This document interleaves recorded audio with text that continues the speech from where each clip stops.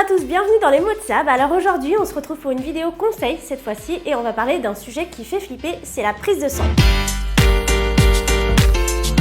Ouais, j'ai un petit peu cassé l'ambiance, mais restez avec moi, ça va bien se passer. Alors la prise de sang, selon les personnes, vous êtes amené à en passer souvent, moins souvent, voilà, dans différents cas.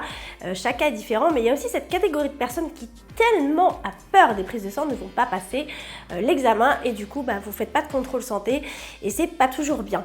Alors détendez-vous, il y a des astuces qui existent pour que cet examen se passe mieux. C'est ce que j'ai essayé de vous préparer aujourd'hui en vous donnant 10 petits conseils pour avoir moins peur de la prise de sang. C'est parti. Alors mon premier conseil, c'est de vous mettre en situation le matin de l'examen quand vous vous levez. Essayez de réunir tous les facteurs positifs pour vous mettre de bonne humeur. Alors je sais pas, mettez une musique que vous aimez, regardez une émission qui vous met de bonne humeur, ou alors appelez quelqu'un qui vous fait du bien, qui vous raconte une petite blague. N'hésitez pas. Ça, c'est le mec qui arrive chez le médecin et il dit voilà docteur, je viens vous voir parce que j'ai des flatulences, alors ça me gêne, même pour le travail.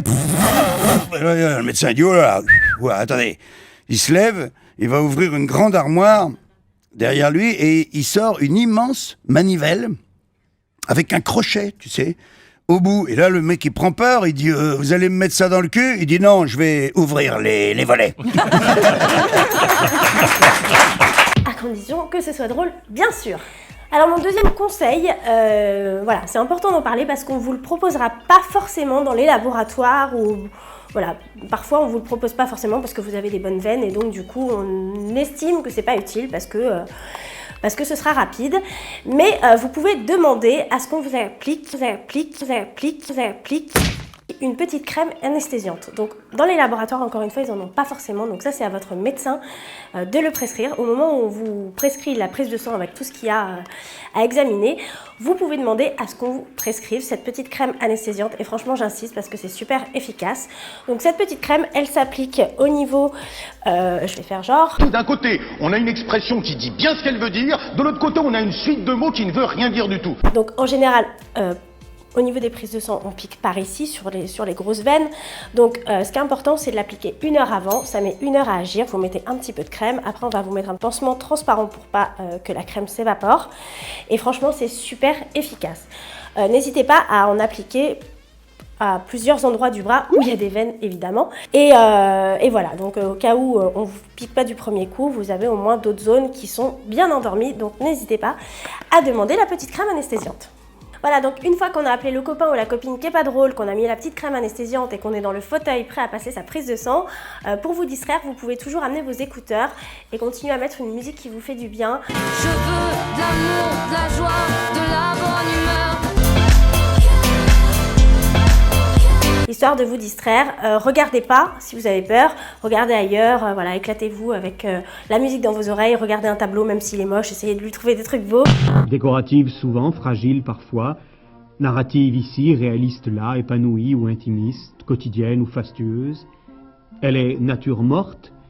Enfin en tout cas, n'allez pas vous angoisser, à regarder, laissez-vous faire et tout va bien se passer. Alors mon quatrième petit conseil va directement aux enfants, n'hésitez pas à leur amener leur doudou, une peluche qui les rassure, parce que eux aussi, s'ils n'ont pas envie d'écouter la musique, vous pouvez absolument emmener la tétine, le doudou, quelque chose qui leur est familier, qui va les rassurer. Mon cinquième conseil, arrêtez de se mentir, on l'a tous fait, donc on peut tous se foutre les uns des autres, mais évitez d'anticiper la douleur avant même qu'elle arrive. J'ai pas commencé, madame. Eh oui. Mon sixième conseil, n'hésitez pas à parler à l'infirmier ou à l'infirmière de quelque chose qui vous fait du bien si vous n'avez pas envie de regarder ailleurs et que vous avez au contraire envie de regarder l'examen et que vous avez envie de discuter, parlez de vos passions, d'un voyage. Partager sa passion avec d'autres personnes. Maintenant, tu perces. Changer de discussion, n'allez pas aborder des sujets qui fâchent. Et puis, si l'infirmier ou l'infirmière n'a pas de conversation, remettez vos écouteurs. Alors mon septième petit conseil, il n'y a pas de honte, on peut demander à tout âge à ce qu'on nous tienne la main, si ça peut vous rassurer, ça peut vous faire du bien, moi je le demande encore à mon âge, même si je ne dirai pas mon âge, mais en tout cas, vaut mieux broyer la main de quelqu'un plutôt que de défoncer l'infirmière. Alors mon 8e conseil, voilà, vous y penserez pas forcément, mais parfois il arrive qu'on vous loupe. Hein. Je vais pas vous jurer que la prise de sang va toujours bien se passer, que ça va être d'un coup, que ça va durer 5 minutes et que tout le monde s'en va et que c'est terminé. Parfois aussi il arrive que le personnel soignant ne soit pas dans son assiette, ça peut arriver, ils sont comme nous, hein, il y a des jours avec et des jours sans. Et puis on peut avoir du mal à trouver la veine. Dans mon cas, moi je suis juste cauchemardesque comme patiente, je sais, on s'en fout mais je le précise quand même. Et donc je suis très difficile à piquer, donc il est rare qu'on me pique une première fois. Mais en tout cas, si jamais vous êtes difficile à piquer et qu'au bout de 3 fois, l'infirmier ou l'infirmière n'y arrive toujours pas, vous êtes en mesure et en droit de demander à passer la main, c'est-à-dire que quelqu'un d'autre essaye de vous piquer. Voilà, peut-être qu'une personne arrivera mieux qu'une autre. Le but, c'est pas de repartir avec un bras en passoire et surtout de vous traumatiser encore plus avec la prise de sang. Donc c'est un détail, mais voilà, pensez-y, si jamais ça arrive, vous êtes en droit de demander à ce que quelqu'un d'autre essaye.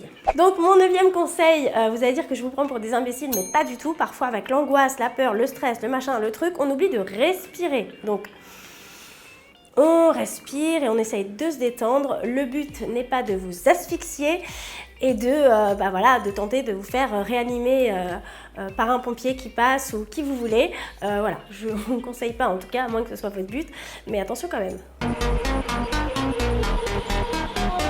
Et enfin mon dernier conseil, voilà, c'est terminé, on a passé l'épreuve. Maintenant, n'oubliez pas de vous récompenser. N'oubliez pas de récompenser votre enfant s'il passe la prise de sang, donc avec quelque chose qui fait plaisir. Et si vous partagiez? Oui, à condition de ne pas abuser, bien sûr.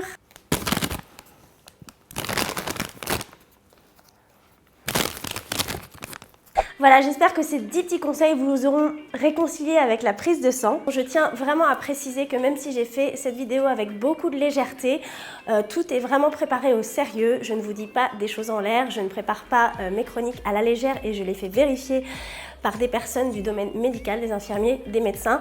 Donc voilà, donc encore une fois, je sais qu'on ne m'attendait pas beaucoup dans ce domaine, mais en tout cas, je travaille dur pour vous faire au mieux ces petites vidéos.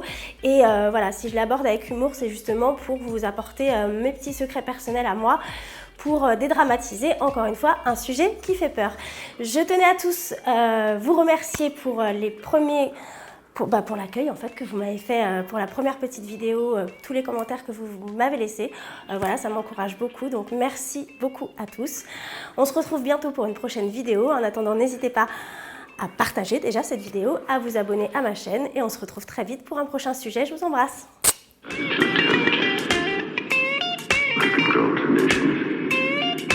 I can't cope with it.